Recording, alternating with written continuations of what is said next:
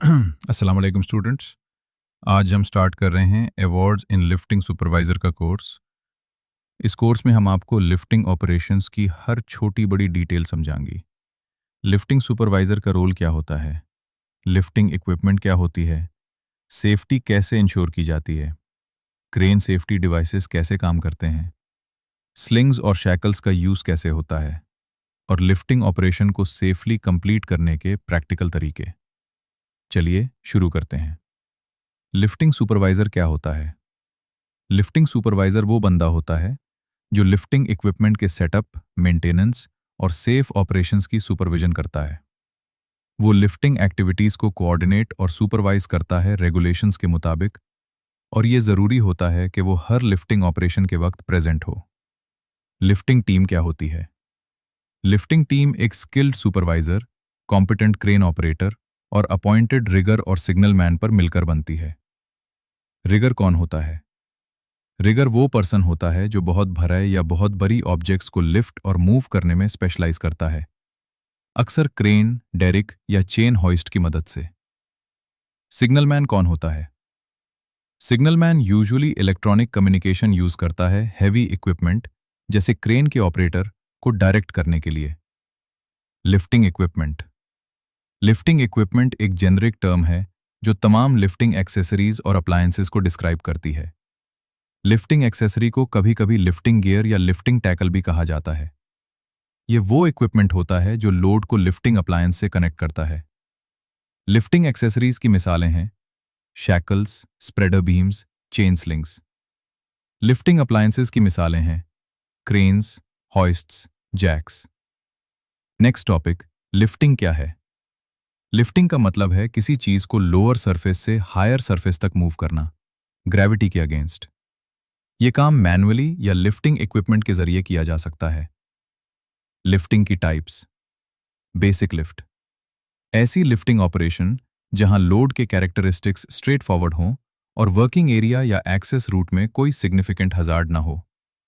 Complex lift, ऐसी lifting operation जहां load या वर्किंग एरिया में सिग्निफिकेंट हजार्ड्स आइडेंटिफाई हुए हों, मसलन कॉम्प्लेक्स लोड्स या पर्सन्स लिफ्ट करना, या दो या ज्यादा क्रेन्स का यूज, या एक्सेप्शनल हजार्ड्स वाली लोकेशन। इंटरमीडिएट लिफ्ट, ऐसी लिफ्टिंग ऑपरेशन जहां लोड या एक्सेस रूट में सिग्निफिकेंट हजार्ड्स आइडेंटिफाई हुए हों। Health and safety, work place में हेल्थ एंड सेफ्टी का मतलब है पोटेंशियल हजार्ड्स को आइडेंटिफाई करना और उनको कम करना, एम्प्लॉयज़ को ट्रेनिंग और इक्विपमेंट देना, इमरजेंसी प्रोसीजर्स बनाना और रेलेवेंट लॉज फॉलो करना। इसमें प्रॉपर वेंटिलेशन, मशीनरी का सेफ यूज, पीपीई प्रोवाइड करना और रेगुलर इंस्पेक्शंस शामिल है। एम्प्लॉयर्स की एक मॉरल रिस्पॉन्सिबिलिटी होती है कि वो अप्रोप्रिएट वर्किंग कंडीशंस प्रोवाइड करें। इसे मॉरल ड्यूटी ऑफ केयर कहा जाता है। लेजिस्लेशन एक रूल या डायरेक्टिव होती है जो किसी अथॉरिटी के जरिए बनी और मेंटेन की जाती है। रेगुलेशंस हेल्थ एंड सेफ्टी से रिलेटेड कई सेट्स होती हैं। कुछ सब वर्क प्लेसेस पर अप्लाई होती हैं और कुछ specific industries, operations, substances, materials या प्रेमाइसेस पर। अब दिखते हैं कि कॉम्पिटेंट पर्सन क्या होता है। कॉम्पिटेंट पर्सन वो बंदा होता है जिसके पास ज़रूरी नॉलेज, एक्सपीरियंस, ट्रेनिंग, स्किल्स और एबिलिटी हो स्पेसिफिक ड्यूटी परफॉर्म करने के लिए। एक से ज़्यादा कॉम्पिटेंट पर्सन्स हो सकते हैं, हर एक अपनी ड्यूटीज़ और रिस्पॉन्सिबिलिटीज़ के साथ। Safety factor, factor of safety या FOS एक वर्किंग कोएफिशिएंट होता है। ये कंपोनेंट की स्ट्रेंथ में एक एक्स्ट्रा रिडंडेंसी ऐड करता है जो एक्सीडेंटल ओवरलोड और टाइम के साथ डिटेरिएशन को अलाउ करता है। अगर कोई रिडंडेंसी न हो तो मटेरियल और स्ट्रेंथ के लॉस की कोई टॉलरेंस नहीं होती। इक्विपमेंट इंस्पेक्शन की 3 types. Pre use inspection, equipment use करने से पहले इक्विपमेंट यूजर खुद विजुअली चेक करता है डैमेज या एरर्स के लिए। अगर कोई इशू मिले तो मेंटेनेंस स्टाफ को रिपोर्ट करना जरूरी है।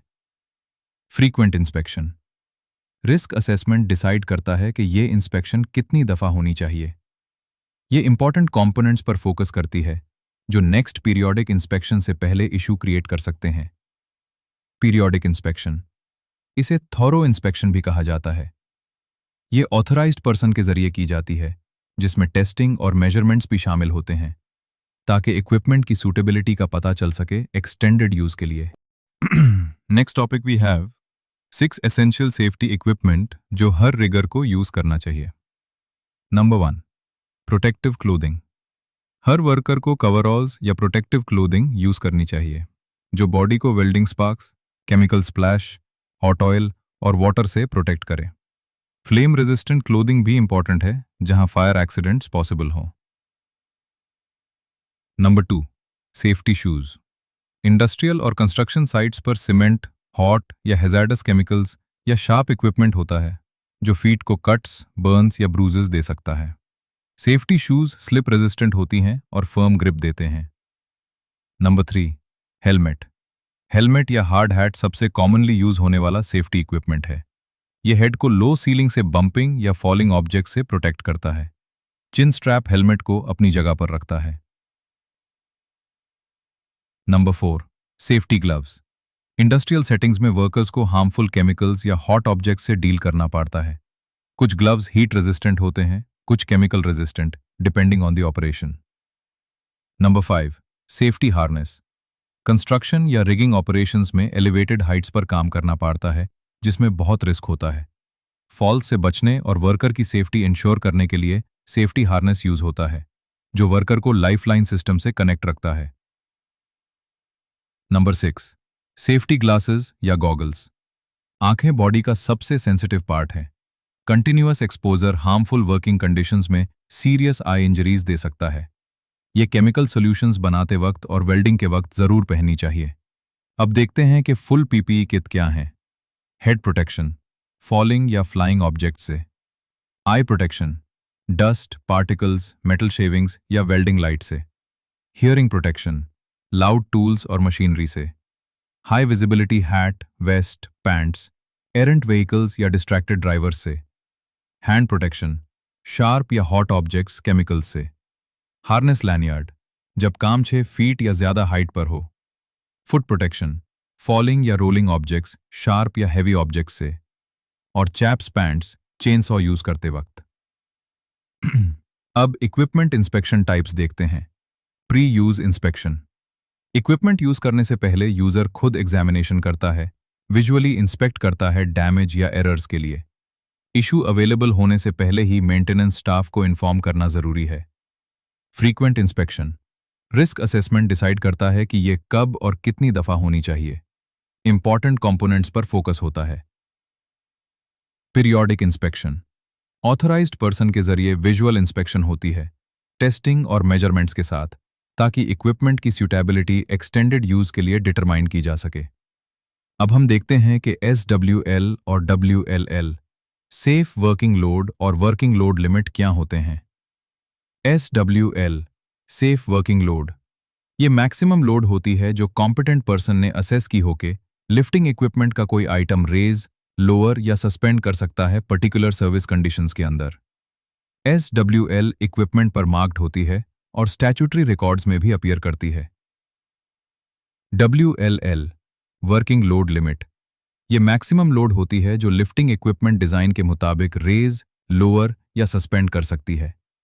कुछ स्टैंडर्ड्स में WLL को मैक्सिमम SWL कहा जाता है। ये टर्म ज्यादातर लिफ्टिंग एक्सेसरीज के लिए यूज होती है, लेकिन लिफ्टिंग अप्लायंसेस भी अब रेटेड कैपेसिटी के साथ मार्क्ड होती हैं। WLL versus SWL, confusion clear करना। WLL, SWL और रेटेड कैपेसिटी के बीच बहुत कंफ्यूजन होती है। असल में वर्किंग लोड लिमिट या रेटेड कैपेसिटी वो लोड वैल्यू है जो मैक्सिमम SWL को आइडियल कंडीशंस में असाइन की जाती है कैलकुलेशन के जरिए। ज्यादातर केसेस में WLL और SWL सेम होते हैं, लेकिन अगर कंडीशंस हैजार्डस हों तो कॉम्पिटेंट पर्सन SWL को लोअर कर सकता है, और इसी केस में WLL और SWL में डिफरेंस आता है। Hazards duties. हैजार्डस ड्यूटीज वो कंडीशंस होती हैं जिनमें वर्किंग लोड लिमिट को लोअर SWL तक कम करना जरूरी हो सकता है। मसलन extreme temperature, high wind speeds, shock loading का लाइक्लीहुड या वेट की इनएक्यूरेसी। ऐसे हालात में सिस्टम्स इंस्टीट्यूट करना जरूरी है ताकि नॉर्मली रेटेड इक्विपमेंट को फुल कैपेसिटी पर यूज ना होने दिया जाए। अब हम रिस्क कंट्रोलिंग को देखते हैं। रिस्क असेस और मैनेज करने की 3 प्राइमरी वजह होती हैं: ह्यूमन हार्म, इंजरी और illness, legal effects, duty of care और इनसफिशिएंट रिस्क असेसमेंट के कॉन्सिक्वेंसेस, इकोनॉमिक इफेक्ट्स, एक्सीडेंट्स की सब्सटैंशियल फाइनेंशियल कॉस्ट्स। हज़ार्ड, कोई ऑब्जेक्ट या सिचुएशन जो हार्म का पोटेंशियल रखती हो। डेंजर, लायबिलिटी या एक्सपोजर टू हार्म, कोई चीज जो पेरिल कॉज करती है। प्रोबेबिलिटी, लाइक्लीहुड है कि हज़ार्ड से हार्म रियलाइज हो जाए। सिवेरिटी, अगर हार्म का पोटेंशियल अकर हो जाए तो कॉन्सिक्वेंस कितना सीवियर होगा। रिस्क, लाइक्लीहुड और सिवियरिटी का combination. Another topic we have the 5 steps of risk assessment. Step 1, hazards identify करना। वर्कप्लेस में मौजूद तमाम हज़ार्ड्स आइडेंटिफाई करने का प्रोसेस। आपको सब पॉसिबल हज़ार्ड्स का पता होना चाहिए, लेकिन सिग्निफिकेंट हज़ार्ड्स सबसे ज़्यादा इंपॉर्टेंट है। स्टेप 2, डिसाइड करना कि किस को हार्म हो सकता है और कैसे। ये डिटरमाइन करने का प्रोसेस है कि कौन रिस्क में है, स्टाफ और अदर्स का ग्रुप जो इंसिडेंट में अफेक्टेड हो सकता है। स्टेप 3, रिस्क्स इवैल्यूएट करना और प्रिकॉशंस डिसाइड करना। रिस्क्स की सिग्निफिकेंस असेस करना और डिसाइड करना कि लोगों को प्रोटेक्ट करने के लिए क्या करना चाहिए। स्टेप 4, अपनी फाइंडिंग्स रिकॉर्ड करना और इम्प्लीमेंट करना। असेसमेंट के सिग्निफिकेंट फाइंडिंग्स रिकॉर्ड होनी चाहिए। हज़ार्ड्स, रिस्क्स और प्रिकॉशंस का रिकॉर्ड होना चाहिए। स्टेप 5, अपनी फाइंडिंग्स रिव्यू करना। हम जिस तरह काम करते हैं वो कॉन्स्टेंटली चेंज होती हैं, नए इक्विपमेंट, बिल्डिंग ऑल्टरेशंस, नए प्रोसीजर्स की वजह से। हज़ार्ड्स और रिस्क्स के बारे में विजिलेंट रहना ज़रूरी है और वर्कप्लेस कंडीशंस को रेगुलरली रिव्यू करना चाहिए। प्रिकॉशंस आइडेंटिफाई करना, hierarchy of control. Significant risk को कंट्रोल करने की फर्स्ट प्रायोरिटी होती है उसे अवॉइड या कंप्लीटली एलिमिनेट करना, लेकिन ये हमेशा पॉसिबल नहीं होता, इसलिए hierarchy of control measures use होती हैं। एलिमिनेट, एलिमिनेशन या सब्स्टिट्यूशन के जरिए। रिड्यूस, एक्सपोजर का टाइम कम करना। आइसोलेट, सेग्रीगेशन, लॉकआउट/टैग आउट वगैरह। कंट्रोल, इंजीनियरिंग और administrative controls, safe systems of work. PPE, personal protective equipment. Discipline, ensure करना कि हर कोई कंट्रोल मेजर्स और प्रोसीजर्स फॉलो करे। अब रिगिंग के 4 बेसिक रूल्स को देखते हैं। नो द वेट, लोड का वेट मालूम होना चाहिए। नो द कैपेसिटी, इक्विपमेंट की कैपेसिटी मालूम होनी चाहिए। रिटेन द लोड, लोड को रिटेन करना। कंट्रोल द लोड, लोड को कंट्रोल करना।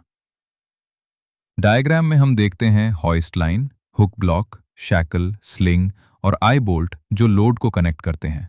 Now we have another topic which is daily safe lifting operation basics.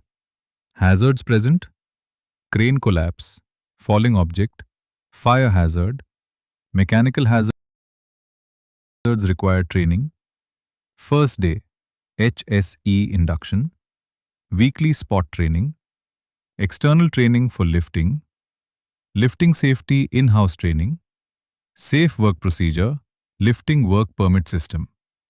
Lifting work permit और वर्क प्लान की एप्लीकेशन काम शुरू होने से पहले इंजीनियर या जॉब सुपरवाइजर के जरिए होनी चाहिए। लिफ्टिंग वर्क परमिट इशू करने से पहले वर्क लोकेशन को सेफ्टी मैनेजर और लिफ्टिंग सुपरवाइजर मिलकर इंस्पेक्ट करें ताकि लिफ्टिंग वर्क सेफ हो। परमिट अप्रूव होने पर उसकी कॉपी वर्क लोकेशन पर डिस्प्ले होनी चाहिए। सेफ्टी सुपरवाइजर पीरियोडिक चेक्स करता रहे ताकि परमिट स्ट्रिक्टली फॉलो हो। अब देखते हैं कि important safety rules for crane operations की होते हैं। सिर्फ certified crane operators, lifting supervisor, rigger और सिग्नल मैन को लिफ्टिंग वर्क परफॉर्म करने की इजाजत होनी चाहिए। Crane access site engineer check करें। हार्ड कोर और अर्थ सर्फेसिस के लिए स्टील प्लेट्स यूज करें। मोबाइल क्रेन्स के आउटरिगर फुली एक्सटेंड और हार्ड ग्राउंड स्टील प्लेट्स पर सपोर्ट होना चाहिए। क्रेन 15 साल से कम पुराना होना चाहिए और थर्ड पार्टी सर्टिफिकेट की वैलिडिटी 1 साल होनी चाहिए। टावर, मोबाइल या crawler crane operator daily lifting operation शुरू करने से पहले क्रेन को प्री चेक और रिकॉर्ड करें। अगर क्रेन के सेफ्टी डिवाइसेस प्रॉपरली फंक्शन नहीं कर रहे तो ऑपरेटर क्रेन ऑपरेट करना बंद कर दे और लिफ्टिंग सुपरवाइजर को रिपोर्ट करे। हैवी रेनिंग, थंडरिंग या लाइटनिंग के वक्त क्रेन ऑपरेशन बंद कर देना चाहिए। कैबिन के अंदर फायर एक्सटिंग्विशर्स प्रोवाइड हों और पीरियोडिकली चेक हों। लोड चार्ट कैबिन के अंदर अवेलेबल होना चाहिए। तमाम लिफ्टिंग गियर्स का वैलिड सर्टिफिकेट हो और इन हाउस रिक्वायरमेंट्स के मुताबिक कलर कोडेड हो। लोड की मूवमेंट कंट्रोल करने के लिए टैग लाइन यूज की जाए। Swing alarm, reverse alarm, marching alarm और lighting arrangements good working condition में हों। क्रेन ऑपरेटर, लिफ्टिंग सुपरवाइजर और रिगर/सिग्नल मैन के दरमियान इफेक्टिव कम्युनिकेशन जरूरी है, मसलन वॉकी टॉकी के जरिए। लिफ्टिंग जोन को बैरिकेड करें और required warning sign boards display करें। किसी को भी सस्पेंडेड लोड के नीचे जाने की इजाजत न हो। लिफ्टिंग सुपरवाइजर और रिगर/सिग्नल मैन को उनकी इन हाउस अटायर से आइडेंटिफाई किया जाना चाहिए। Daily crane operator crane list check करें और लिफ्टिंग सुपरवाइजर उन्हें एंडोर्स करें। Crane safety devices. क्रेन में कई सेफ्टी डिवाइसेस होती हैं। Wind speed sensor ambient wind speed measure करता है और सही वक्त पर काम रोकने में मदद करता है। A 2B limit switch, load measurement, load plate या dynamometer. Angle sensor display, anti two block with hammer. Safe load indicator length angle sensor. Hydraulic pressure load cell. Crane safety devices का purpose. Wind speed sensor ambient wind speed measure करता है, safety device है जो right time पर काम रोकने में मदद देता है। Height sensors air suspension system पर लोड वेट मेजर करते हैं और आउटपुट वोल्टेज में कन्वर्ट करते हैं। Load sensor, load cell electronic device है जो टेंशन और कंप्रेशन फोर्सेस को कॉरेस्पॉन्डिंग इलेक्ट्रिकल सिग्नल में कन्वर्ट करता है। एजिमुथ सेंसर ये नंबर ऑफ डिग्रीज होता है जो वाई एक्सिस नॉर्थ से क्लॉकवाइज डायरेक्शन में होता है। ये क्रेन बूम को फॉरेन ऑब्जेक्ट से कोलिजन से प्रोटेक्ट करता है। लेंथ/एंगल सेंसर क्रेन के बूम में इंस्टॉल होता है, इंस्ट्रूमेंट कंट्रोल में मदद देता है और क्रेन आर्म की लेंथ और हॉरिजॉन्टल प्लेन के रिलेटिव एंगल डिस्प्ले करता है। Hydraulic pressure load cell conventional piston और सिलेंडर डिवाइस यूज करता है प्रेशर चेंज कन्वे करने के लिए। लिमिट स्विच इलेक्ट्रोमैकेनिकल डिवाइस है जो फिजिकल फोर्स से ऑपरेट होता है, ऑब्जेक्ट की प्रेजेंस या एब्सेंस डिटेक्ट करने के लिए। Safe load indicator display SLI safe load indicator या ऑटोमेटिक सेफ लोड इंडिकेटर एक डिवाइस है जो मोबाइल या पोर्टल क्रेन्स पर इंस्टॉल होती है। ये ऑपरेटर को अलर्ट करती है अगर लिफ्ट मशीनरी की सेफ ऑपरेटिंग रेंज एक्सीड कर जाए। ये बात जहां में लाजमी रखें कि क्रेन की सेफ्टी डिवाइसेस लिफ्टिंग वर्क से एसोसिएटेड पोटेंशियल हैजर्ड से प्रोटेक्ट करती हैं। इसलिए इन डिवाइसेस की फंक्शनैलिटी स्किल पर्सन के जरिए हर दिन काम शुरू करने से पहले चेक होनी चाहिए।